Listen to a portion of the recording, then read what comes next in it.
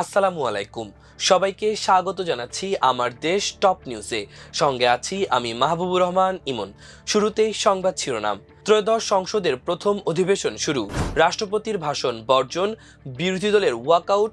সংসদ অধিবেশন 15 মার্চ পর্যন্ত স্থগিত। বিরোধী দলের ওয়াকআউটের যৌক্তিকতা নিয়ে প্রশ্ন তুললেন স্বরাষ্ট্রমন্ত্রী। রাষ্ট্রপতি খুনির সহযোগী, তার বক্তব্য শুনতে পারি না জামায়াত আমির। ত্রয়োদশ সংসদের প্রথম দিনেই 5 কমিটি গঠন, নেতৃত্বে স্পিকার ও প্রধানমন্ত্রী। দলীয় সব পদ ছাড়লেন স্পিকার ও ডেপুটি স্পিকার। মুক্তিযুদ্ধ বিষয়ক মন্ত্রী হলেন আহমদ আজম খান। রামপালের সড়ক দুর্ঘটনায় নিহত বেড়ে 13। শুনছিলেন সংবাদ শিরোনাম, এবার বিস্তারিত। ত্রয়োদশ জাতীয় সংসদের প্রথম অধিবেশন আগামী রোববার সকাল 11টা পর্যন্ত মুলতবি করার ঘোষণা করেছেন নবনির্বাচিত স্পিকার অবসরপ্রাপ্ত মেজর হাফিজউদ্দিন আহমদ বীর বিক্রম। ওই দিন বেলা 11টায় ত্রয়োদশ সংসদের দ্বিতীয় কার্যদিবস শুরু হবে। বৃহস্পতিবার বিকালে তিনি এই ঘোষণা দেন। পূর্ব নির্ধারিত সূচি অনুযায়ী আজ বেলা 11টায় সংসদের প্রথম অধিবেশন শুরু হয়। শুরুতে ডক্টর খন্দকার মোশাররফ হোসেনের সভাপতিত্বে স্পিকার ও ডেপুটি স্পিকার নির্বাচন অনুষ্ঠিত হয়। প্রধানমন্ত্রী ও সংসদ নেতা তারেক রহমান স্পিকার হিসেবে অবসরপ্রাপ্ত মেজর হাফিজউদ্দিন আহমেদের নাম প্রস্তাব করলেও তা কণ্ঠভোটে সমর্থিত হয়। একইভাবে ডেপুটি স্পিকার হিসেবে ব্যারিস্টার কায়সার কামালের নাম ঘোষণা করা হয়। নির্বাচনের পর রাষ্ট্রপতি মোহাম্মদ শাহাবুদ্দিন নবনির্বাচিত স্পিকার ও ডেপুটি স্পিকারকে শপথ বাক্য পাঠ করান। অধিবেশন শুরুতে প্রধানমন্ত্রী তারেক রহমান উদ্বোধনী ভাষণ দেন। পরবর্তীতে স্পিকারের সভাপতিত্বে সংসদের পক্ষ থেকে সাবেক প্রধানমন্ত্রী বেগম খালেদা জিয়া সহ বিগত দিনে মৃত্যুবরণকারী সংসদ সদস্য ও জাতীয় নেতাদের স্মরণে শোক প্রস্তাব গ্রহণ করা হয়। এ সময় মরহুমদের আত্মার মাগফিরাত কামনায় দোয়া ও মোনাজাত করা হয়। বিকালের সেশনে রাষ্ট্রপতি মোহাম্মদ শাহাবুদ্দিন সংসদে ভাষণ শুরু করলে এক অভূতপূর্ব পরিস্থিতির সৃষ্টি হয়। রাষ্ট্রপতির ভাষণ শুরু হওয়ার পরপরই বিরোধী দলীয় সংসদ সদস্যরা তাকে জুলাইয়ের গাদ্দার আখ্যায়িত করে বিভিন্ন স্লোগান দিতে থাকেন। এক পর্যায়ে জামায়াত ইসলামী ও এনসিপির সংসদ সদস্যরা রাষ্ট্রপতির ভাষণ বর্জন করে সংসদ কক্ষ থেকে ওয়াকআউট করেন।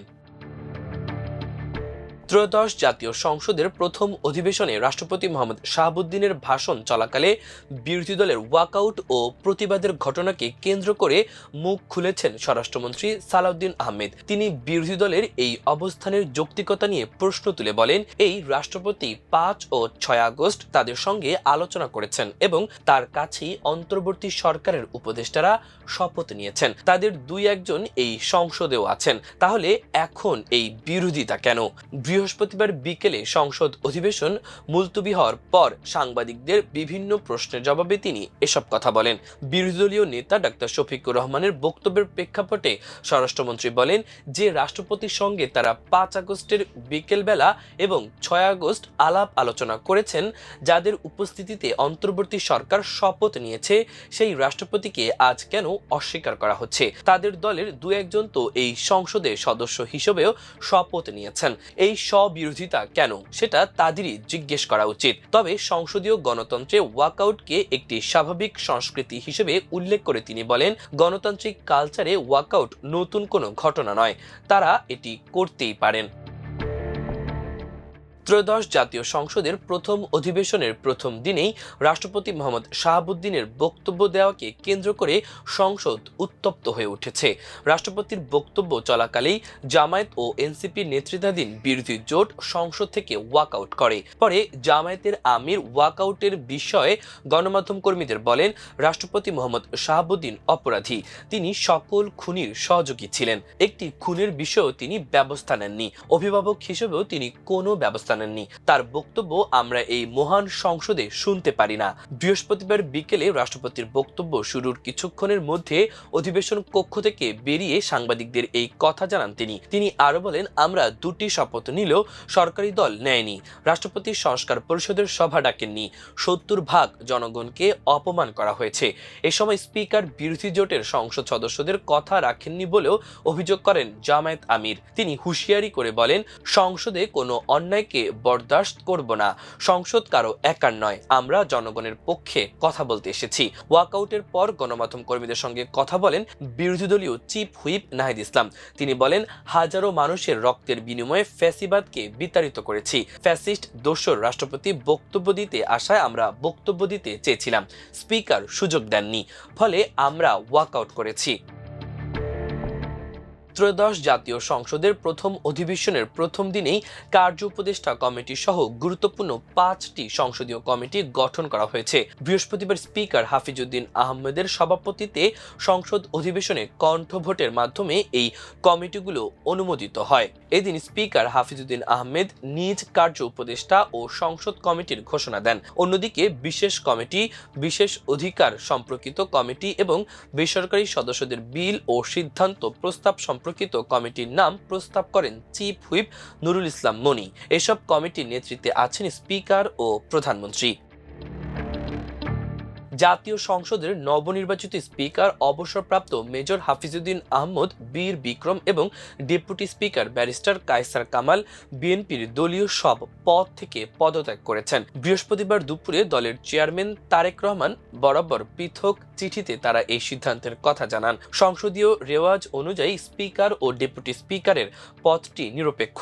পদত্যাগ পত্রে অবসরপ্রাপ্ত মেজর হাফিজউদ্দিন আহমদ উল্লেখ করেন, স্পিকার নির্বাচিত হওয়ার পর সংসদের অভিভাবক হিসেবে সম্পূর্ণ নিরপেক্ষভাবে দায়িত্ব পালন করার স্বার্থে তিনি দলের সর্বোচ্চ নীতি নির্ধারণী ফোরাম স্থায়ী কমিটির সদস্য পদ থেকে পদত্যাগ করেছেন। অন্যদিকে ব্যারিস্টার কায়সার কামাল তার চিঠিতে জানান, ডেপুটি স্পিকার হিসেবে দায়িত্বভার গ্রহণ করায় তিনি দলের জাতীয় নির্বাহী কমিটির আইন সম্পাদক পদ থেকে ইস্তফা দিচ্ছেন।